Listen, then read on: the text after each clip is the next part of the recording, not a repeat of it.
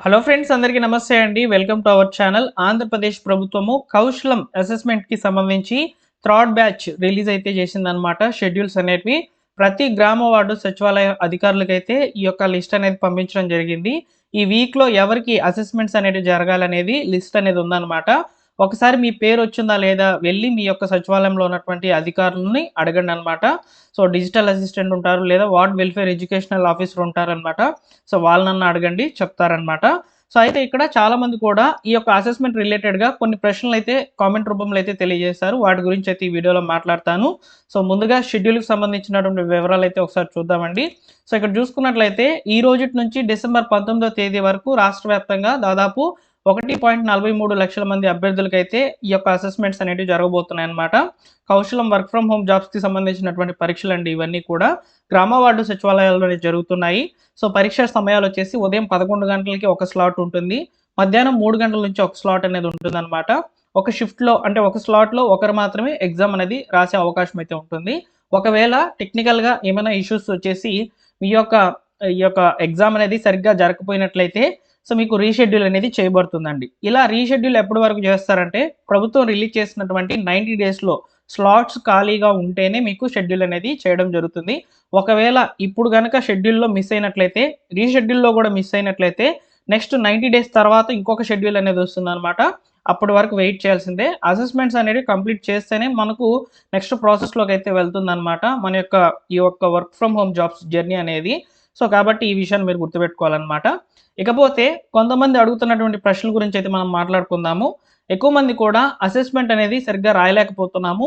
అంటే ఈ యొక్క టెక్నికల్ ఇష్యూస్ అనేటివి వస్తున్నాయండి మాకు. సో, మా పరిస్థితి ఏంటి? రీషెడ్యూల్ అనేది వస్తుందా లేదా అని అడుగుతున్నారు. రీషెడ్యూల్ కన్ఫర్మ్‌గా వస్తుందండి. సో, ఈ ప్రశ్న చాలామంది కూడా అడిగారనమాట.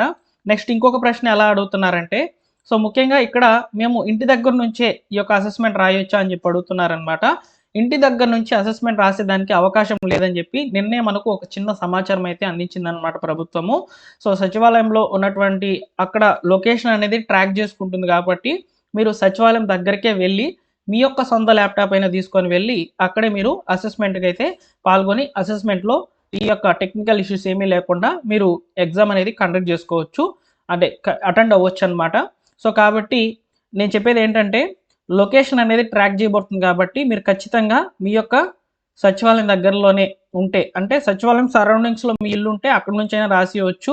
లేదా సచివాలయం కన్నా వెళ్ళి మీరు ఎగ్జామ్ అనేది రాసుకోవాలనమాట. అయితే ముఖ్యంగా మరొక ప్రశ్న ఎలా ఉన్నాయంటే, సో, కమ్యూనికేషన్ రిలేటెడ్‌గా క్వెషన్స్ ఎలా అడుగుతున్నారని చెప్పి అడుగుతున్నారు. చాలా ఈజీ టాపిక్ అండి కమ్యూనికేషన్ స్కిల్ మీద. సో, చాలామంది కూడా పెద్దగా క్వెషన్స్ వస్తున్నాయని అనుకుంటున్నారనమాట. కమ్యూనికేషన్ రిలేటెడ్‌గా చాలా సింపుల్‌గా క్వెషన్స్ అనేటివి వస్తున్నాయన్నమాట. సో, కాబట్టి ఈ యొక్క టాపిక్ అనేది చాలా ఈజీ. ఆల్రెడీ యూట్యూబ్‌లో చాలామంది కూడా కమ్యూనికేషన్ రిలేటెడ్‌గా క్వెషన్స్ ఎలా ఉంటాయని చెప్పి చేస్తున్నారు. మనం కూడా చేసామన్నమాట. మీకు నచ్చితే చూడండి. లేదా మీరు కమ్యూనికేషన్ స్కిల్స్ కౌశలం ఎగ్జామ్ అని కొట్టండి. చాలా ఛానెల్స్ రిఫర్ అవుతున్నాయన్నమాట. సో, వాటిలో మీకు నచ్చినటువంటి ఎక్స్‌ప్లనేషన్ అనేది చూసుకోండనమాట. ఇక రిమైనింగ్ టాపిక్స్ గనుక చూసుకున్నట్లయితే మనకు స్కిల్ అసెస్మెంట్ అనేది జరుగుతుంది కదా! ఈ స్కిల్ అసెస్మెంట్ 45 నిమిషాలు 30 క్వెషన్‌లు అనేటివి వస్తున్నాయి కదా! సో, వీటి మీద చాలామంది కూడా అడుగుతున్నటువంటి ప్రశ్నలు. సో, ఇక్కడ కొంచెం రాసినటువంటి వాళ్ళు కొంచెం చాలా టఫ్‌గా వచ్చింది పేపర్ అని చెప్పి అంటున్నారు. టఫ్‌గా ఎవరికొస్తుందంటే ఓన్లీ బీటెక్ స్టూడెంట్స్‌కి, అదేవిధంగా సైన్స్ బ్యాక్‌గ్రౌండ్ ఉన్నటువంటి స్టూడెంట్స్‌కి అయితే టఫ్‌గా వస్తుంది. ఎందుకంటే అక్కడ కొంతమందికి కోడ్ లాంగ్వేజెస్ కూడా టైప్ చేయమని చెప్పని వస్తున్నాయన్నమాట. చిన్న చిన్న ప్రోగ్రామ్స్ అనేవన్నీ కూడా టైప్ చేయమని చెప్పని వస్తున్నాయని చెప్పి వింటున్నాము. సో, యూట్యూబ్‌లో కూడా చూసానన్నమాట. సో, వాళ్ళకి ఈ యొక్క స్కిల్ అసెస్మెంట్‌లో లాస్ట్‌లో ఒక 5 క్వెషన్స్ అనేటివి వస్తాయండి. సబ్జెక్ట్ రిలేటెడ్‌గా క్వెషన్స్ వస్తాయన్నమాట. సో, అందులో ఏదైనా ప్రోగ్రామ్ అనేది రాయమని చెప్పి వాళ్ళ యొక్క సబ్జెక్ట్ రిలేటెడ్‌గా, అంటే వాళ్ళు స్ట్రీమ్ చేసుంటారు కదా! డిగ్రీ అనేది లేకపోతే బీటెక్ అనేది. ఆ స్ట్రీమ్ రిలేటెడ్‌గా సో, ఇక్కడ కంప్యూటర్ లాంగ్వేజ్ మీద క్వెషన్స్ అనేటివి రావడం జరిగిందనమాట వాళ్ళకి. సో, అలా ఉన్నాయన్నమాట. బేస్డ్ ఆన్ యువర్ ఎడ్యుకేషన్, మీ యొక్క క్వాలిఫికేషన్ ఆధారంగా మీకు అసెస్మెంట్‌లో ప్రశ్నలనేటివి రావచ్చు. అంతే తప్ప మనకు పెద్ద క్వెషన్స్ అనేటివి ఏమి రావడం లేదనమాట. సో, ఇంక remaining logical reasoning, verbal, non verbal ఇలా క్వెషన్స్ అనేటివి ఉన్నాయన్నమాట. సో, ఆ క్వెషన్స్ మీద అయితే మీరు ఆన్సర్‌లు అనేటివి పెట్టొచ్చనమాట. మీరు కొంచెం ఎగ్జామ్‌కి, కాంపిటీటివ్ ఎగ్జామ్స్‌కి ఏమైనా ప్రిపేర్ అవుతూ ఉంటే వాళ్ళకి ఈజీగా ఉంటుంది.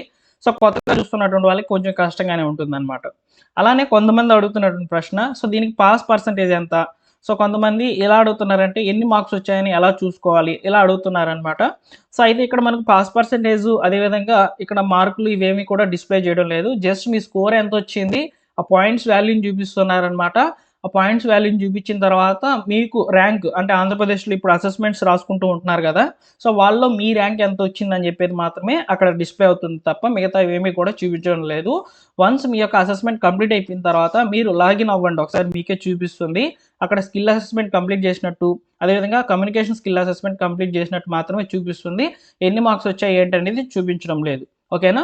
నెక్స్ట్ ఇక్కడ ఎగ్జామ్ రాసినటువంటి వాళ్ళు చేయాల్సినటువంటి ప్రాసెస్ ఏంటంటే, సో మీరు అక్కడ రికమెండెడ్ జాబ్స్ అనేవి చూపిస్తూ ఉంటాయి. ఆ రికమెండెడ్ జాబ్స్కి అయితే మీరు అప్లై చేసుకోవాలి. అలా అప్లై చేస్తున్నట్లయితే మీకు డైరెక్ట్గా నౌకరీలోకి అయితే లాగిన్ అయిపోతుంది అనమాట. అంటే అక్కడ మనకు చూపించేటువంటి రికమెండెడ్ జాబ్స్ అనేవి ఏవైతే ఉన్నాయో, సో వాటికి మనం అప్లై చేసేదానికి కౌశలం నుంచి అయితే వర్క్ అవడం లేదు.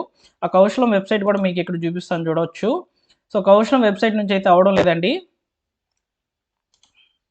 సో ఈ యొక్క కౌశలం వెబ్సైట్లో మనం లాగిన్ అవుతాం కదా, సో లాగిన్ అయిన తర్వాత మనకు రికమెండెడ్ జాబ్స్ అనేది చూపిస్తుంది అనమాట. ఆ రికమెండెడ్ జాబ్స్ మీద క్లిక్ చేస్తున్నట్లయితే మీరు ఇంకొక ప్లాట్ఫామ్లోకి అయితే రీడైరెక్ట్ అవ్వాలి అని చూపిస్తుంది అనమాట. రీడైరెక్ట్ అవుతున్నట్లయితే నౌకరీలోకి అయితే వెళ్తుంది అనమాట. సో దీన్ని బట్టి నౌకరీలో కూడా మనం లాగిన్ అనేది క్రియేట్ చేసుకోవాలి, ఎవరికైతే లాగిన్ అనేది లేదో. అలానే రెజ్యూమ్ కూడా అక్కడ అప్డేట్ చేసుకోవాలి. ఇప్పుడు కౌశలంలో ఏ విధంగా అయితే మీకు ఎగ్జామ్ లేకుండా ఫస్ట్ ఈ యొక్క జాబ్ సీకర్ అకౌంట్ అనేది క్రియేట్ చేస్తారు కదా, సేమ్ అదేవిధంగా ఈ యొక్క నౌకరీలో కూడా జాబ్ సీకర్ అకౌంట్ అనేది క్రియేట్ చేసుకోవాలన్నమాట. క్రియేట్ చేసుకున్న తర్వాత ఇక్కడ వచ్చేటువంటి రికమెండెడ్ జాబ్స్ని అక్కడికి రీడైరెక్ట్ అయ్యి నౌకరీలోనే మనము అప్లై అయితే చేసుకునే దానికి అవకాశం అయితే ఉంది. కౌశలం నుంచి అయితే వర్క్ కావడం లేదు. సో ఇది ఇలా ఎందుకు తీసుకొచ్చారని చెప్పి నాకైతే చాలా బాధేసింది అనమాట. అదేదో డైరెక్ట్గా నౌకరీ నుంచే మనం లాగిన్ అయ్యి ఈ యొక్క ఎలాంటి అసెస్మెంట్స్ లేకుండా డైరెక్ట్గా అప్లై చేసుకుంటే బాగుంటుంది కదా అనిపించింది అనమాట. సో ప్రభుత్వం ఏదైనా అప్డేట్ అనేది తీసుకురావచ్చు, నౌకరీ నుంచి కాకుండా ఇక్కడ కౌశలం నుంచి అయితే మనము అప్లై చేసుకునే విధంగా ఫెసిలిటీ కనుక ఉన్నట్లయితే గవర్నమెంట్ ద్వారా వర్క్ ఫ్రమ్ హోమ్ జాబ్స్ వస్తాయనేది 100% అని అనుకోవచ్చు అనమాట. సో అయితే ఇక్కడ మనకు జస్ట్ గవర్నమెంట్ అనేది ఒక ప్లాట్ఫామ్ మాత్రమే ఇక్కడ మనకు తీసుకువచ్చింది. సో ఎగ్జామ్స్ అనేటివి ఇలా కండక్ట్ చేసి సో ప్రభుత్వం ద్వారా ఉద్యోగ అవకాశాలు కల్పిస్తామని చెప్పి మాత్రమే చెప్తుంది, కానీ అప్లై చేసుకునే దానికి మాత్రం ప్రైవేట్ సైట్స్కి అయితే వెళ్ళిపోతుంది అనమాట. అలానే ఇక్కడ మనకు వచ్చేటువంటి జాబ్స్ అన్నీ కూడా చాలామంది అడుగుతున్నారు, జాబ్స్ అన్నీ కూడా గవర్నమెంట్ ఇచ్చేటువంటి జాబ్స్ కదండి, అన్ని ప్రైవేట్ కంపెనీలు. ఓకేనా. ప్రైవేట్ కంపెనీలు మన యొక్క ఆంధ్రప్రదేశ్ గవర్నమెంట్తో కొలాబ్ అయ్యి అయితే జాబ్ రికమెండేషన్స్ అనేవి వస్తాయి. ప్రజెంట్ కొన్ని జాబ్ రికమెండేషన్స్ అనేవి వస్తున్నాయి, అవన్నీ కూడా అదర్ స్టేట్స్ అలా ఉన్నాయన్నమాట లొకేషన్స్.